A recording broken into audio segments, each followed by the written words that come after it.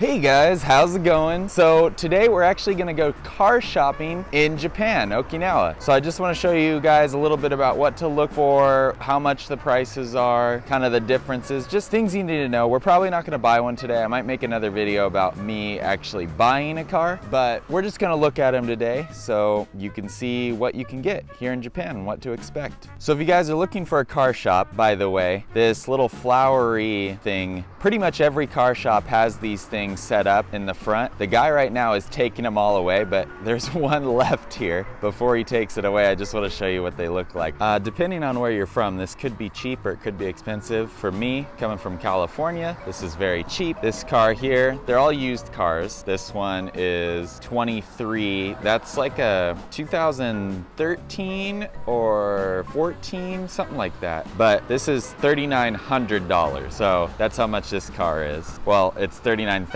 yen, but that's $3,900. And you can see, looks really nice inside. And then that one there is 6,900, and this one's actually a lot newer. So this is 30. This is actually last year, I think. That's $6,900, and I think a 30 is 2019. So that's pretty new. This one's a 2017, something like that. I think I'm getting these years right. And then one of the things I want to point out is, see this license plate, it's a yellow license plate. And if a car has a yellow license plate, it means it's a K car.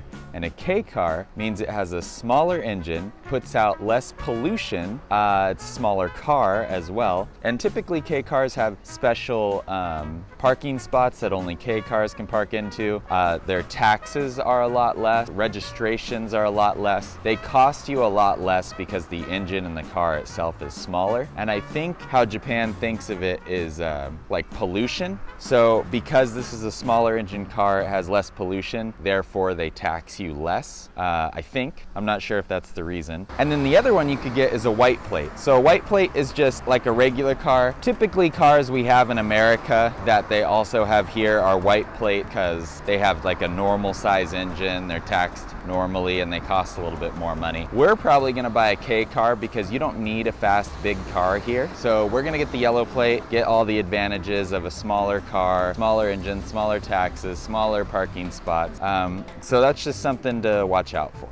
Also, I believe too, these numbers have to do with the engine size. So this is like a 330, which is a smaller engine than this is like a 542. I don't know much about it, but I just wanted to point that out. And obviously white cars, white plate cars are more expensive because they're more powerful, bigger cars. This one's 11,900. This one's 10,900. And these are normal cars. See, this is just like a Mazda 3, right? Or a Mazda 6 maybe. And you know, we have these. And this is the Nissan Leaf, which is also in America. And this is a brand new one, 12,900. It's not brand new, it's last year, 2019, but pretty much new. This car, however, is brand new, this Mazda 6. See, the seats are still wrapped. Actually, it's not a Mazda 6, I lied. It's called a Mazda Axle, and the logo's gone. So Kit's in the car here. We're gonna go to a different car lot. So let's see what else there is. So here's another car lot. Let me close the door. Right down the street here, and we'll see what they have. So here's the flower things, so we know it's a car lot. This car is only $1,200, white plate. It's pretty cheap. This one's only $1,800. Some pretty nice cars. It has got a TV and DVD player apparently. What we're gonna end up doing since we're here eventually is probably just buying one of these cheap cars, like under 2 grand. This one's 1,800. This one's 1,800. And I don't know, they're cute, they're pretty nice, and we could check them out inside. Let's see. This car's $1,800. I don't know. It smells like an old car actually, but I don't think it's that old really. Let's see, they have information on that other side. So here's the information on it. So this is a 2009, and it's only 1,800. Yeah. Seems pretty nice. There's Kit looking, and there's Kakashi in the window looking. So he was saying that this car here, it says 1800. He said with everything it should cost 2,000. So this would be 2,000. And then the radio is broken, but apparently you can install this guy. They'll install it for 200 bucks. So it'd be 2,200, just to give you an idea. And I'll show you the inside so you can see. I don't think we'd probably not get this one, but just show you what you can expect. Pretty basic.